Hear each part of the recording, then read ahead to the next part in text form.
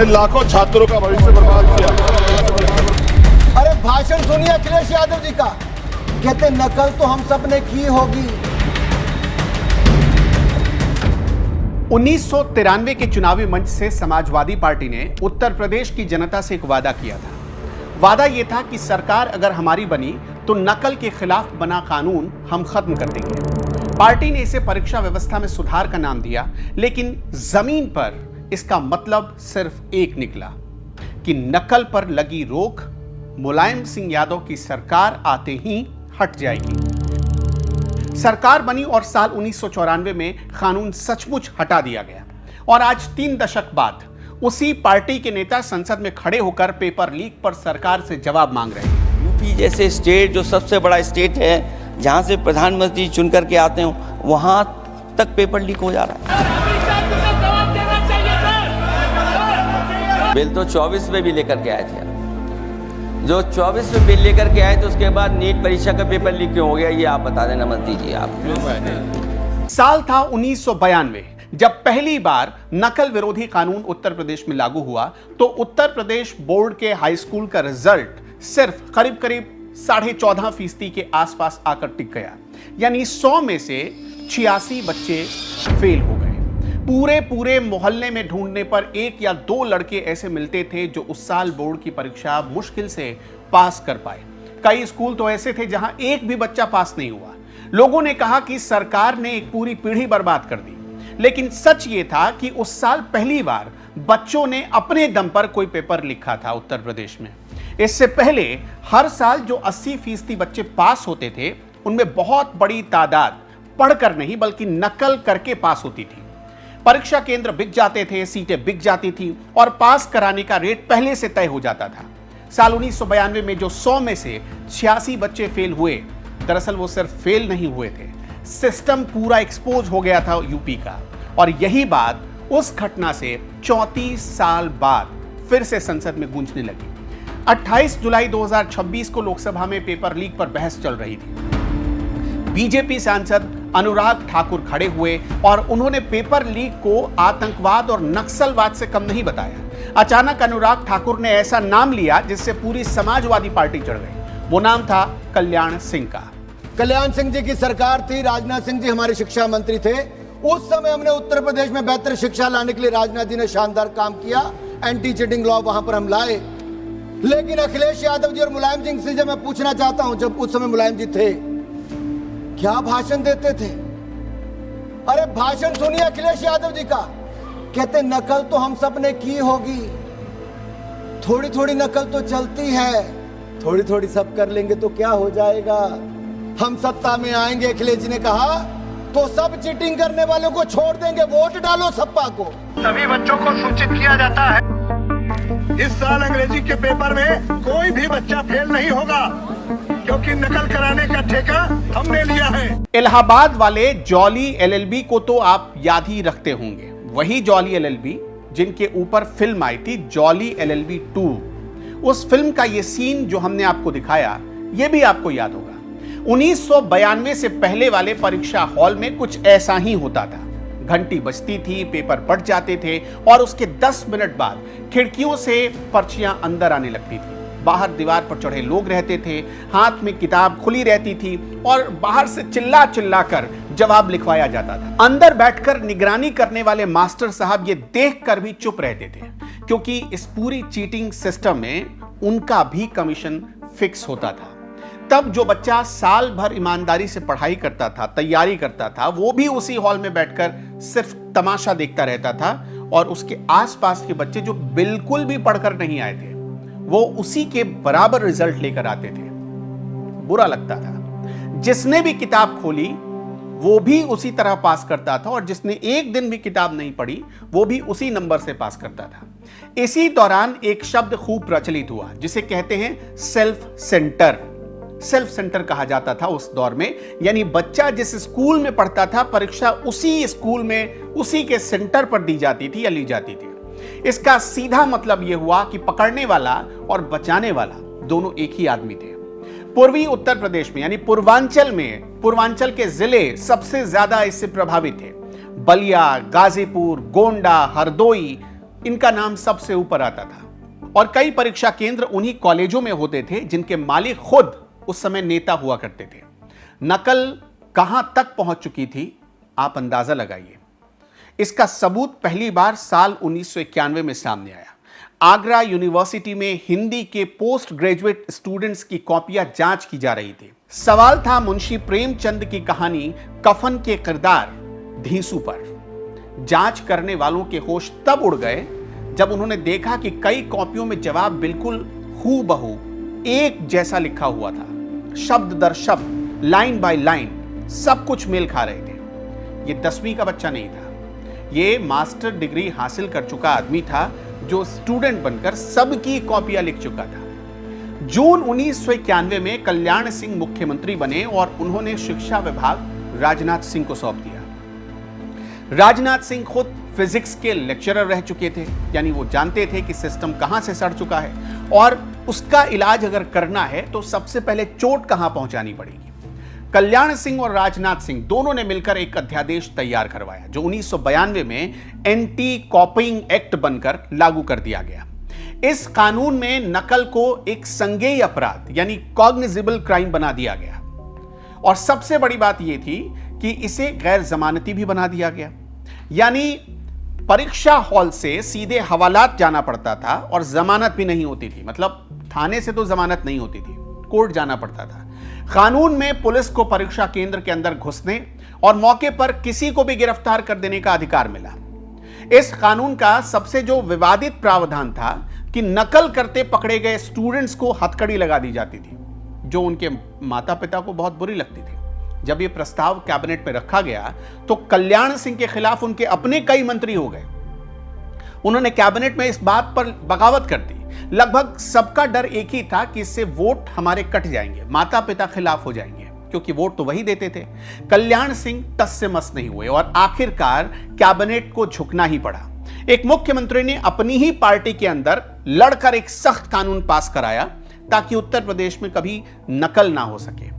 कानून आने के बाद परीक्षा शुरू हुई तो नकल कराने वाले का पूरा नेटवर्क बिखर गया। हालत ऐसी थी कि 17% बच्चे पेपर बीच में छोड़कर भाग गए। इंटरमीडिएट का रिजल्ट करीब करीब 30% आ गया, मतलब जो 90-92% होता था वो 30% पर आ गया और हाई स्कूल का रिजल्ट करीब करीब 14.5%। लेकिन अब लोग ये कह सकते थे कि उस साल विद्यार्थियों को जो नंबर आए थे वो सच्चे नंबर थे, वो पढ़ाई वाले नंबर थे, उन्होंने तैयारी की थी उसके नंबर थे। खैर, अगले दिन अखबारों के पहले पन्ने पर हथकड़ी लगी स्टूडेंट्स की तस्वीरें छपने लगी। इससे समाज में जो माता पिता थे उनकी बड़ी बदनामी होने लगी। यह देखकर माता पिता सड़क पर उतर आए कि हमारे बच्चों के साथ अपराधियों जैसा सलूक कर रही है सरकार। सरकार का इरादा सही था लेकिन तरीका बहुत कड़वा था और यह कड़वी घूंट माता पिता पीने को तैयार नहीं थे। इसी बात में राजनीति घुस आई। इस गुस्से को राजनीति ने एक अपॉर्चुनिटी बना लिया और उसके बाद से विरोध शुरू कर दिया गया। साल 1993 का विधानसभा चुनाव आया और मुलायम सिंह यादव ने वादा किया कि हमें अगर आप वोट देते हैं तो सरकार बनते ही सबसे पहले ये जो नकल कानून है हम इसको खत्म कर देंगे। मुलायम सिंह का वादा काम कर गया और समाजवादी पार्टी ने बहुजन समाज पार्टी के साथ मिलकर सरकार बना भी ली। 1994 में कानून हटा दिया गया। जो व्यवस्था 2 साल की मेहनत से खड़ी हुई थी वो एक फैसले से चुटकियों में खत्म करा दी गई। 1997 में कल्याण सिंह दोबारा मुख्यमंत्री बने और कानून को वापस लेकर आए।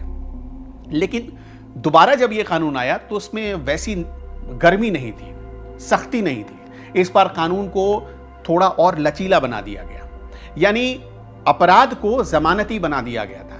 नतीजा यह हुआ कि कानून का डर धीरे धीरे खत्म हो गया। साल 1993 में बीजेपी की हार की जो सबसे बड़ी वजह गिनाई जाती है वो यही नकल अध्यादेश को शामिल किया जाता है।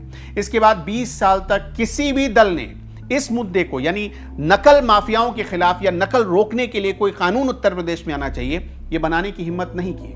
नतीजा यह हुआ कि परीक्षा केंद्रों का धंधा दोबारा से खड़ा हो गया और उत्तर प्रदेश धीरे धीरे नकल के लिए बदनाम राज्य होता चला गया।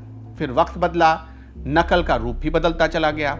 हालत ऐसी हो गई कि किसी स्टूडेंट को अगर वो पढ़ने में कमजोर है और भारत के, हिंदुस्तान के किसी कोने से वो पास नहीं हो पा रहा है तो उसे उत्तर प्रदेश भेज दीजिए, वो पास हो जाता था। अब खेल बोर्ड परीक्षा से आगे बढ़कर सरकारी नौकरी की भर्ती में पहुंच गया।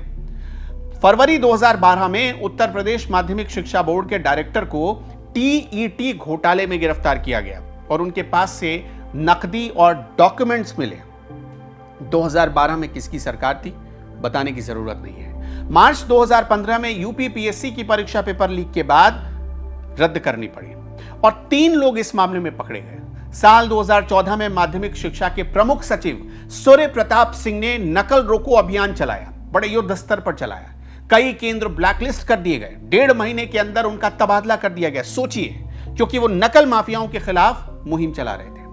2017 का विधानसभा चुनाव आया और मुद्दा दोबारा मंच पर लौट आया कि नकल के खिलाफ कानून बनना चाहिए। कैसे बना? 24 फरवरी को प्रधानमंत्री नरेंद्र मोदी गोंडा में एक जनसभा को संबोधित कर रहे थे। उन्होंने करीब 10 मिनट सिर्फ नकल माफियाओं पर बात की, नकल पर बात की।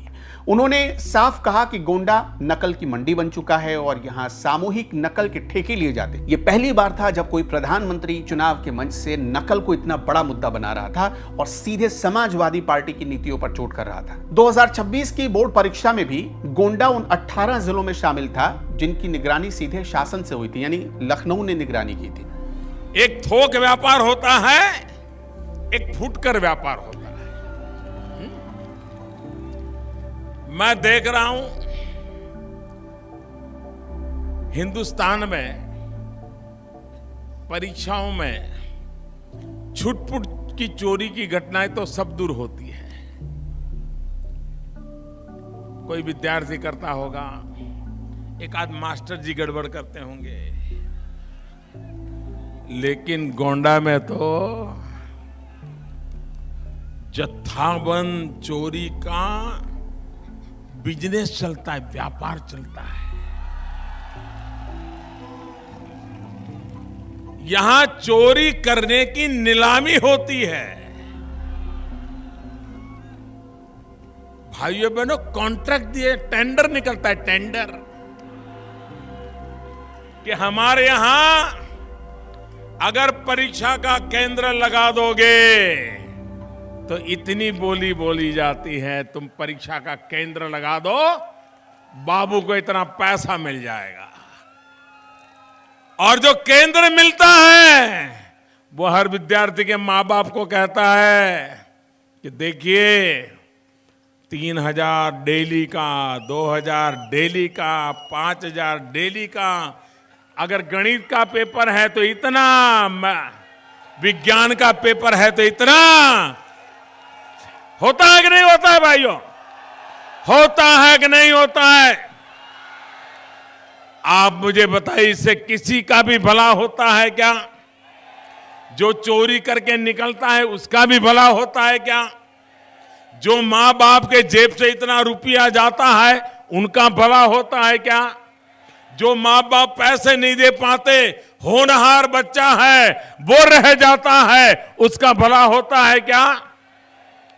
ये ठेकेदारी बंद होनी चाहिए कि नहीं होनी चाहिए? 2017 में योगी आदित्यनाथ की सरकार बनी और बोर्ड परीक्षा में सख्ती लौट आई। बोर्ड परीक्षाओं के रिजल्ट आए और पासिंग परसेंटेज 88% से गिरकर 80-81 पर आ गया था। मतलब गिरावट आ गई क्योंकि सख्ती कर दी सरकार ने। 2018 में पहली बार पूरी परीक्षा सीसीटीवी कैमरे की निगरानी में कराई गई और परीक्षा लेने के लिए एसटीएफ को तैनात किया गया। नतीजा यह हुआ कि 11,27,000 से ज्यादा बच्चे परीक्षा बीच में छोड़कर चले गए, परीक्षा पूरा नहीं दे पाए। यानी 26 साल बाद वही तस्वीर दोबारा दिखी जो साल 1992 में दिखी थी। फर्क बस इतना था कि इस बार हथकड़ी की जगह कैमरा लगाया गया, सीसीटीवी कैमरा, और पुलिस की जगह एसटीएफ की तैनाती की गई। लेकिन एक बात यहां साफ कहना जरूरी है, वरना कहानी अधूरी रह जाएगी। बोर्ड परीक्षा में सख्ती लौट आई, मगर भर्ती परीक्षाओं में पेपर लीक होने का सिलसिला चलता रहा, बदस्तूर जारी रहा। जुलाई 2017 में यूपी सब इंस्पेक्टर की ऑनलाइन परीक्षा का पेपर व्हाट्सएप पर लीक हो गया और परीक्षा रद्द करनी पड़ गई। नवंबर 2021 में यूपी टीईटी का पेपर परीक्षा शुरू होने से चंद घंटे पहले लीक हो गया। करीब 20 लाख जो अभ्यर्थी थे वो बस और ट्रेन पकड़कर अपने अपने सेंटर तक पहुंच गए, लेकिन जैसे ही वो पेपर छू पाते उससे पहले उनको घर लौटना पड़ा। अगस्त 2022 में लेखपाल भर्ती परीक्षा में 21 लोग पकड़े गए, जिनमें सॉल्वर गैंग के सरगना भी शामिल थे। सबसे बड़ा झटका फरवरी 2024 में लगा। 60,244 पदों के लिए यूपी पुलिस कांस्टेबल भर्ती परीक्षा 17 और 18 फरवरी को होने जा रही थी।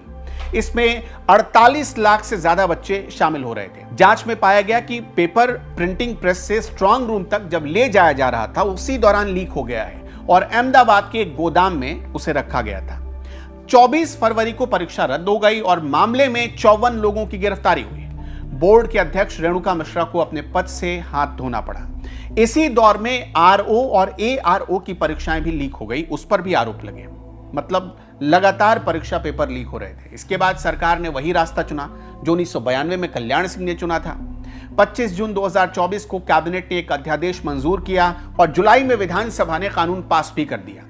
इसमें सजा कम से कम 2 साल और ज्यादा से ज्यादा उम्र कैद तक की सजा रखी गई। जुर्माना 4 लाख रुपए से लेकर 1 करोड़ रुपए तक रखा गया। सॉल्वर गैंग दोबारा वही अपराध करे तो सीधे उम्र कैद और कम से कम 50 लाख का जुर्माना। और इस तरह के सभी लोगों को संरक्षण देने वाले माननीय अखिलेश यादव जी को पता है पूरी तरह से कि 2027 में उनकी सरकार पुनः बनने नहीं जा रही है। इसके लिए उन्होंने इस तरह का अनर्गल बयान को दे करके आम जनता को भ्रमित करने का प्रयास किया है।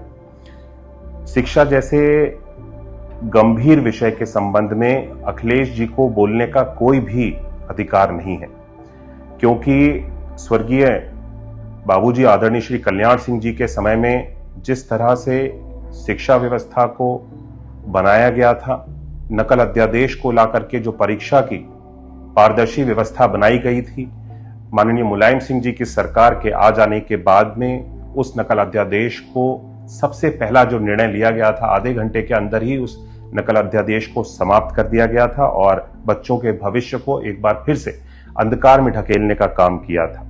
अब वापस संसद पर आते हैं। Public examination prevention of unfair means संशोधन कानून पर संसद में बहस चल रही थी। हालांकि अब यह कानून पास हो चुका है। बीजेपी सांसद बांसुरी स्वराज ने कहा कि फास्ट ट्रैक कोर्ट से मामलों का निपटारा होगा। अखिलेश यादव इस पर तंज कसने लगे। उन्होंने कहा कि जो चढ़ावा चोरी नहीं रोक पाए वो पेपर लीक क्या रोक पाएंगे।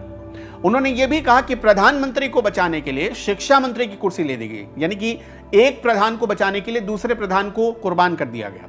गौरव गोगोई ने पूछा कि एनटीए में जितने स्वीकृत पद हैं वो 34 हैं, फिर आपने 47 अधिकारी कैसे हटा दिए। और प्रियंका गांधी ने नई कमेटी की बनावट पर सवाल उठा दिया। उसके एक सदस्य को गौमूत्र एक्सपर्ट तक कह दिया। यही बात नहीं है अध्यक्ष जी। एक सिंगल प्रोफेशनल टेस्टिंग एजेंसी की मांग पिछले 30 साल से इस देश में पेंडिंग थी। 1986 की जो नेशनल पॉलिसी थी एजुकेशन की, उसका जब प्रोग्राम ऑफ एक्शन 1992 में आया तब ये मांग उभर कर आई। इसको आईआईटी डायरेक्टर्स कमेटी ने 2010 में रीइटरेट करा, इसे दोहराया, लेकिन ये मांग इसको अनदेखा कर दिया कांग्रेस पार्टी और यूपीए ने। क्यों? क्योंकि उनको कोई फर्क नहीं पड़ रहा था कि इस देश के युवा का भविष्य कसौटी पर नहीं उखड़ना था। उनको कोई फर्क नहीं पड़ रहा था कि इस देश के युवा का भविष्य उसकी बलि दी जा रही थी। ये तो नरेंद्र मोदी की सरकार आई, एनडीए की सरकार आई तो 2017 में एनटीए का गठन हुआ। अध्यक्ष जी, जहां पर कांग्रेस शासित यूपीए ने पॉलिसी वैक्यूम करा, वहीं पर अगर मैं जेनजी की भाषा को बोरो करूं, then I will have to say Modi ji clocked it and provided a legislative solution. But while Narendra Modi provided an anti-paper leak law, a very robust law, which today is being even more formidable, all that the opposition did was chase political opportunism. चढ़ावा चोरी नहीं बचा पाए, वो paper leak कैसे बचा पाएंगे? जो भगवान के दरबार से दान गायब हो गया, दान चला गया, वो लोग पेपर लीक बचाएंगे। और उसके बाद अध्यक्ष महोदय, हम लोगों ने देखा कि जब मंत्री जी लौटे हैं, मंत्री नहीं रहे, उसके बाद सदन के बाहर उनका स्वागत किया गया। अध्यक्ष महोदय, जो स्वागत हुआ उसके लिए हमें कोई शिकायत नहीं है, लेकिन माननीय सदस्यों को कितनी बड़ी राहत मिली होगी, कितने बड़े संकट से बचाया उन्होंने। एक प्रधान जी को हटा करके प्रधानमंत्री बचा लिया आपने। हमने देखा आपने किस प्रकार से पैलेट गन का इस्तेमाल किया, हमने देखा किस प्रकार से आपने इलेक्ट्रिक बेटन का इस्तेमाल किया, हमने वो भी नजारा भी देखा कि किस प्रकार से पुलिस कर्मचारी ने एक लड़की के गाल पर थप्पड़ मारा। वो एसीपी का नाम भी हमें याद है, उस पुलिस कांस्टेबल का चेहरा भी याद है जिसने अपने डंडे के साथ एक लड़की के प्राइवेट पार्ट पे उसने आक्रमण किया। हमें याद है वो लड़कियां जिन्होंने उनके आंसू निकल रहे थे आंखों से और कह रहे थे कि पुलिस वाले उनको मां बहन की गाली दे रहे थे। हम भूलेंगे नहीं वो बच्चियों जिन्होंने कहा कि मेरे पीठ पे जो कपड़े थे उन कपड़ों को इस पुलिस ने फाड़ दिया। ये है असलियत, और इसीलिए बार बार हम मांग कर रहे हैं कि किसने आदेश दिया, वो आदेश कहां से आया कि पैलेट गन का इस्तेमाल हो, किसने आदेश दिया। और इस नई कमेटी में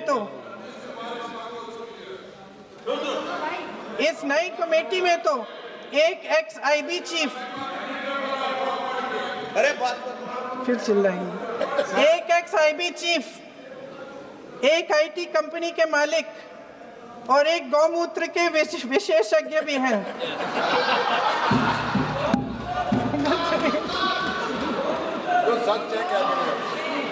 इन्हें शिक्षा के बारे में क्या पता जी। खैर, आखिर में हम उन माता पिता से इतना ही कहना चाहते हैं जो हमारा ये वीडियो देख रहे हैं। साल 1992 से पहले जो लोग परीक्षा केंद्रों की दीवारों पर चढ़ रहे थे वो बाहर से आए हुए अजनबी लोग नहीं थे। उनमें बहुत सारे उन्हीं बच्चों के माता पिता और रिश्तेदार थे जो अंदर बैठकर पेपर दे रहे थे। सेंटर चुनते वक्त सवाल ये नहीं होता था कि पढ़ाई कहां अच्छी है, सवाल ये होता था कि नकल कहां आसान तरीके से नकल हो जाएगा। और जब बच्चा नकल करके पास हो जाता था तो घर में मिठाई बंटती। ये बांटने वाले लोग कौन थे? जो आज विरोध कर रहे हैं। यानी बेईमानी का पहला सबक उस बच्चे को स्कूल ने नहीं सिखाया, उसे अपने घर में ही सीखने को मिला। 1992 में जब रिजल्ट आया तो वही माँ बाप सड़क पर उतरकर सरकार के खिलाफ नारेबाजी कर रहे थे और कह रहे थे कि सरकार ने बच्चों का भविष्य बिगाड़ दिया। आज भी बहुत सारे घरों में यही बात चलती है। बच्चे से पूछा जाता है कि नंबर कितने आए, ये नहीं पूछा जाता है कि सीखा क्या तुमने। कोचिंग की फीस भर दी जाती है और मान लिया जाता है कि जिम्मेदारी उनकी पूरी हो गई, यानी माता पिता की जिम्मेदारी पूरी हो गई। माता पिता से हम ये कहना चाहते हैं कि जिस दिन आप अपने बच्चों से ये पूछना शुरू कर देंगे कि उसने पेपर में अपने दम पर कितनी बातें लिखी हैं, उस दिन आधा धंधा, ये जो नकल माफिया हैं, पेपर लीक माफिया हैं, इनका आधा धंधा बंद हो जाएगा। क्योंकि नकल का सबसे बड़ा ग्राहक कोई माफिया नहीं होता है, सबसे बड़ा ग्राहक वो परिवार होता है, माता पिता होते हैं जिनको अपने बच्चों से रिजल्ट चाहिए। पेपर लीक हुआ तो किसी ने तो खरीदा, जिसने खरीदा वो कोई माता पिता ही होंगे। रास्ता चाहे जो भी हो, पार्टियां भी कम नहीं हैं। 1992 में कानून बना तो अगले चुनाव में इस बात पर दांव खेल दिया गया कि कानून वापस ले लेंगे, हमको वोट दे दीजिए। 1994 में, मतलब जीतते ही चुनाव 1994 में कानून हटा भी दिया गया और बदले में वोट मिल गए। इसके बाद 20 साल तक किसी पार्टी ने मुद्दे को हाथ नहीं लगाया। क्यों नहीं लगाया? क्योंकि वोट खिसक जाएगा। एकदम साफ वजह थी। नकल पर सख्ती का मतलब था कि अपना वोट कटवा दो, लेकिन ये कोई पार्टी करना नहीं चाहती थी। धीरे धीरे एक बात और सामने आई। उत्तर प्रदेश के कॉलेजों में परीक्षा केंद्रों पर नेताओं के कब्जे हो गए। पार्टियों के नेता उसके मालिक बन गए। अफसर और कर्मचारियों का दोष भी उतना ही सामने आया जिनके बिना ये धंधा 1 घंटे भी नहीं चल सकता है। परीक्षा हॉल में बैठा वो मास्टर जो सब कुछ देखकर चुप रहा, उसने कोई आवाज नहीं उठाई और अनजान बना रहा। 2012 में टीटी घोटाले में जो अधिकारी पकड़ा गया वो बोर्ड का डायरेक्टर था। सोचिए, 2024 में पेपर उन्हीं लोगों ने लीक किया जिन पर पेपर सुरक्षित पहुंचाने की जिम्मेदारी थी। यानी चोर बाहर से नहीं आया था। जिस ऑफिसर ने 2014 में नकल रोकने की कोशिश की, उसका 1.5 महीने में तबादला कर दिया गया। इससे एक बात तो समझ में आ जाती है कि ये सिस्टम किसे बचाता है और किसे हटाता है, ये उसके हाथ में है। सिस्टम अपनी सहूलियत से काम करता है। सिस्टम ये देखता है कि उसका फायदा किस में है, नकल करवाने में या नकल रोकने में। खैर, आपका क्या मानना है हमें कमेंट बॉक्स में जरूर बताइएगा।